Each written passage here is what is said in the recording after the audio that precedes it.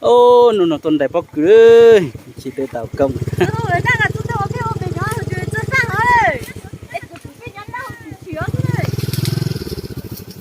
tuần đại bóc cái rong cái nữa trong tuyệt ta chờ nếu mang lên nè tới tiếp là mà tất cả một lệ tất cả một tỷ lâu mày học ấy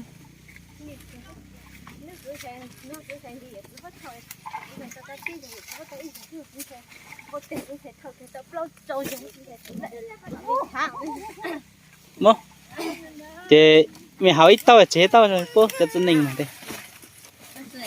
đây cái gì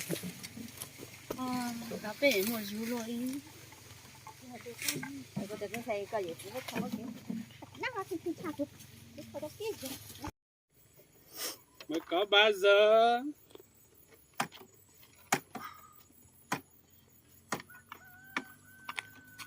Chỉ bắt kịp ăn bao nè.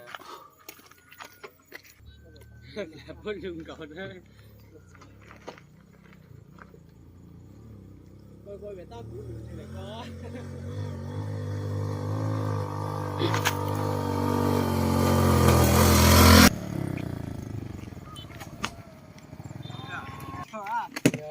Nó tỏ đó là gà. Đây là gà lắc à. Nó gà có lại lúc rồi có alo ra hả? gì tôi lưu của bụt tàu à không tinh alo nó gì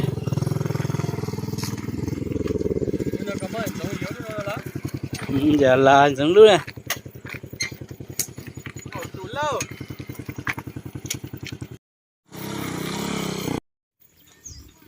Đã xong chưa? Còn khoảng 100 mấy mươi đến bao nữa. Cụ thể là bao nhiêu?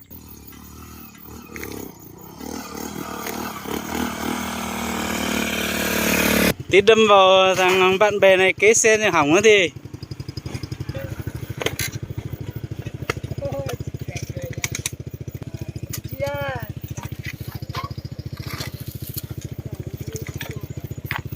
hầu nước táo là ở nước vải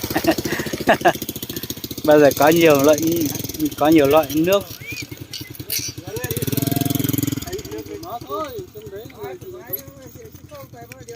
Chung này chỉ toàn là đường thôi. Toàn là ổ học thôi. để bố muốn giữa cho được phá nữa đi Lấy cái mùi đấy.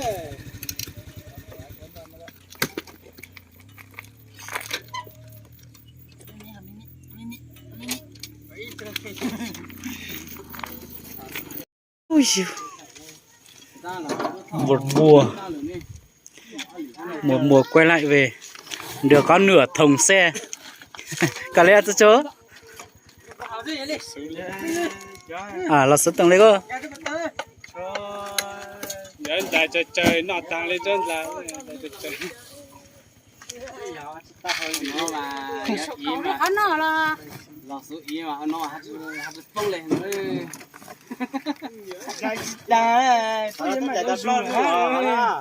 nói con lấy khai à sao lấy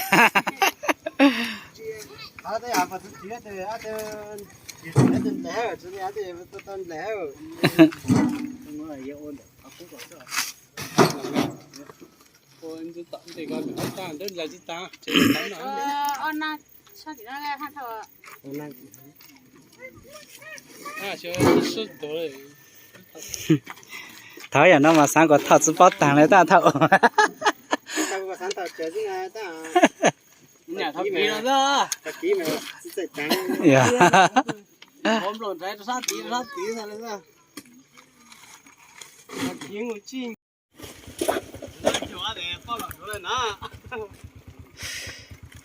chết cố tiền chú rất là cái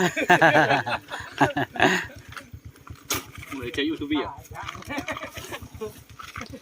chơi Chơi YouTube à? không để sau này anh em mình còn thấy nhau để biết là trước là tôi như thế này bây giờ như thế này chứ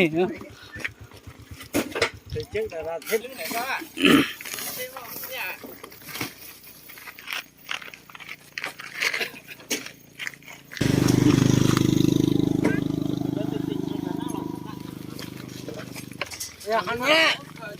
Ừ. Đây có một chân là có lớn hơn đấy là hai mà.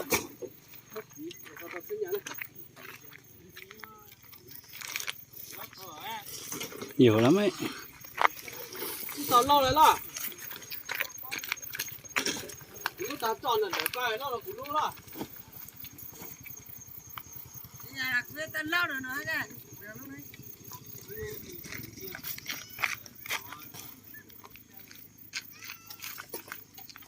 Từ đấy.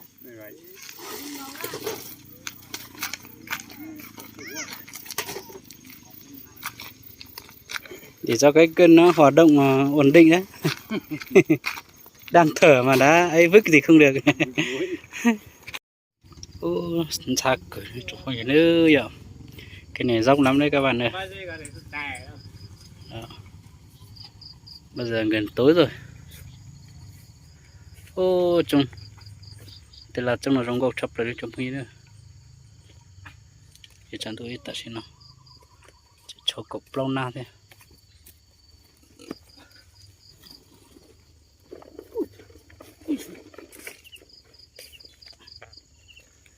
Tôi cần có trong tê hà nằm.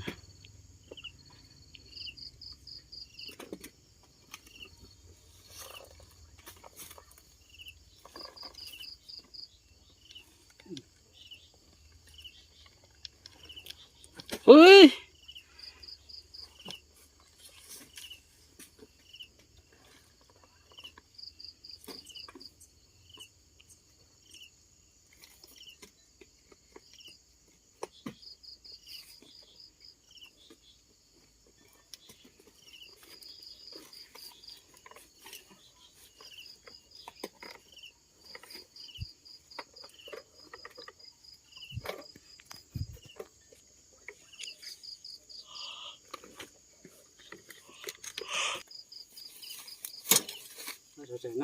đã cọp lâu năng nè, có thỏ năng rồi. Tao bị tăng mừng cứ tới ra mình cha nói. Nó hay.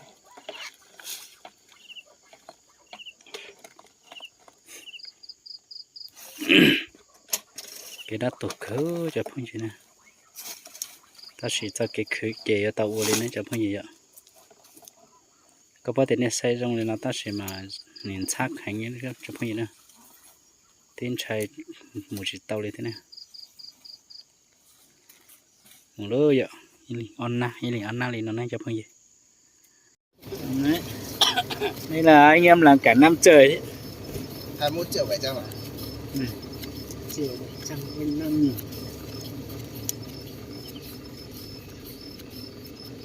750.000 chứ nhỉ? Không phải 05 nữa chứ nhỉ?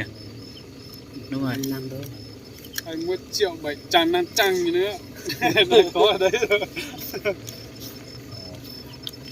2 3 4 5 6 7 8 9 10 11 12 13 14 15 16 17 18 19 20 21